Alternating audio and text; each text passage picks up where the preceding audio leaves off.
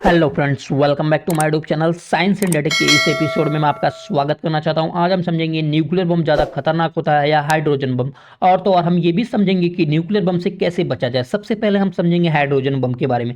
जैसा कि हम जानते हैं कि हाइड्रोजन बम होता है न्यूक्लियर फ्यूजन के ऊपर काम करता है। तो न्यूक्लियर फ्यूजन प्रोसेस क्या होता है, थोड़ा वो हम समझ लेते हैं।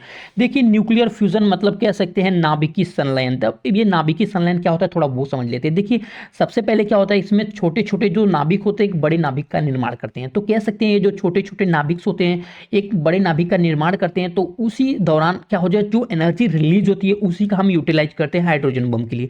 जैसा कि हम जानते हैं कि इस प्रोसेस को एक्टिवेट करने के लिए हाई टेम्परेचर और प्रेशर की जरूरत पड़ती है। साथ ही ये जो रिएक्शन होता है चेन के फॉर्म में रिएक्शन होता है, और साथ ही साथ ये कंट्रोल नहीं किया जा सकता है। मतलब कह सकते हैं एक बार ये रिएक्शन चालू हो गया तो उसे कंट्रोल करना मुश्किल हो जाता है। तो कह सकते हैं जो हाइड्रोजन बम बनाने के लिए जो आइसोटोप्स का यूज करते हैं हम, उसमें से ड्यूट्रियम और टाइट्रियम, ये जो होता है दो आइसोटोप्स होते हैं जो कह सकते हैं कि इतनी का यूटिलाइज करके हाइड्रोजन बम को बनाया जाता है।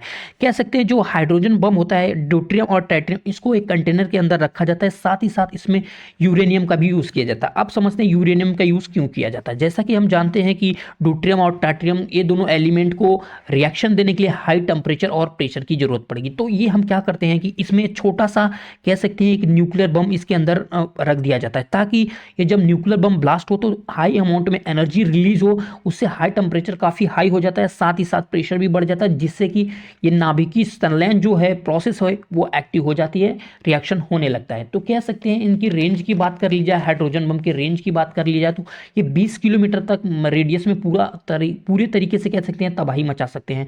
तो ये कह सकते हैं कि ये जो होते हैं ये रेडिएशन नहीं करते हैं, मतलब ज़्यादा रेडिएशन नहीं करते हैं। मतलब कह सकते हैं पावरफुल ज़्यादा होते हैं लेकिन ये घातक नहीं होते।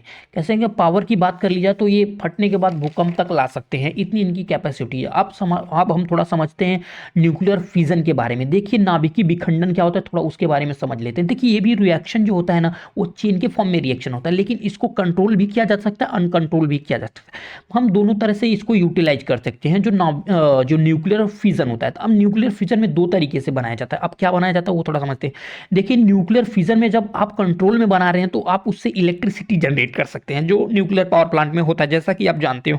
अब अनकंट्रोल में हो गया तो वो न्यूक्लियर बम हो जाएगा। तो कह सकते हैं जो आप कंट्रोल में जब इसको बना रहे हैं तो उससे आप इलेक्ट्रिसिटी जनरेट कर सकते हैं, और अनकंट्रोल में आप जब बना रहे हैं तो उससे आप न्यूक्लियर बम बनाया जा सकता है।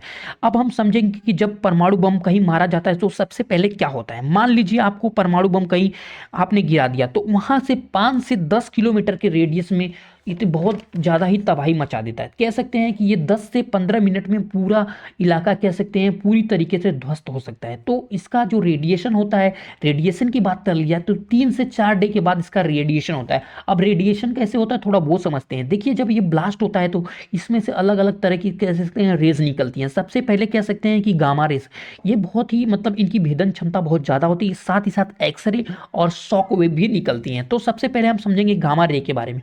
गामा रे इतनी खतरनाक होती है कि कह सकते हैं ह्यूमन बॉडी को छेद सकती हैं पूरी तरीके से, कह सकते हैं। इसके बाद इनका टेम्परेचर कह सकते हैं 300 डिग्री सेंटीग्रेड तक पहुंच जाता है। इतना ज़्यादा टेम्परेचर कह सकते हैं कि किसी भी चीज़ को ध्वस्त पूरी तरीके से कह सकता है। सेकेंड नंबर पे आती है इनकी एक्सरे। एक्सरे इतनी खतरनाक होती है, कह सकते हैं ह्यूमन के जो टिश्यूज होते हैं, सेल्स होते हैं, उनको पूरी तरीके से डैमेज कर देती हैं। और थर्ड नंबर पे आती है शॉक वेव। शॉक वेव यही होती है जो पूरी तरीके से बिल्डिंगों को ध्वस्त कर सकती हैं। तो कह सकते हैं ये तीनों वेव्स करके बहुत ही ज़्यादा तबाही ला सकती हैं।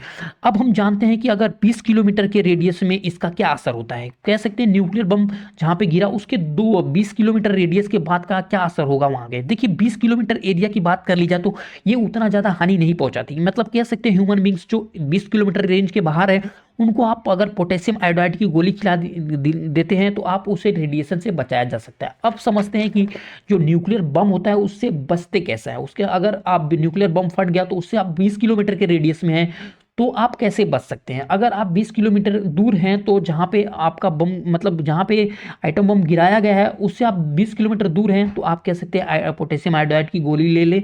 उससे क्या होगा, आप रेडिएशन के शिकार नहीं होंगे। साथ ही साथ आप कोई भी खाने पीने वाली चीज़ों को मतलब खाने पीने की कोशिश न करें, क्योंकि जो पूरा टोटली होता है ना तो पूरा एटमॉस्फेयर में जो ये है इनका जो रेडिएशन होता है पूरी तरीके से फैल जाता है, हर चीज़ रेडिएट हो जाती है। तो कह सकते हैं कि आप खाने पीने वाली चीज़ों को इस्तेमाल नहीं करते थे। साथ ही साथ आप अपने आप को कवर कर लीजिए ताकि आपको रेडिएशन का जो शिकार आप ना हो सके। मतलब कह सकते हैं कि एक हफ्ते तक आप घर से बाहर निकले पूरी तरीके से मतलब पैक हो जाएं, कह सकते हैं कि नहीं, मतलब अपने आप को पूरा कवर कर ले।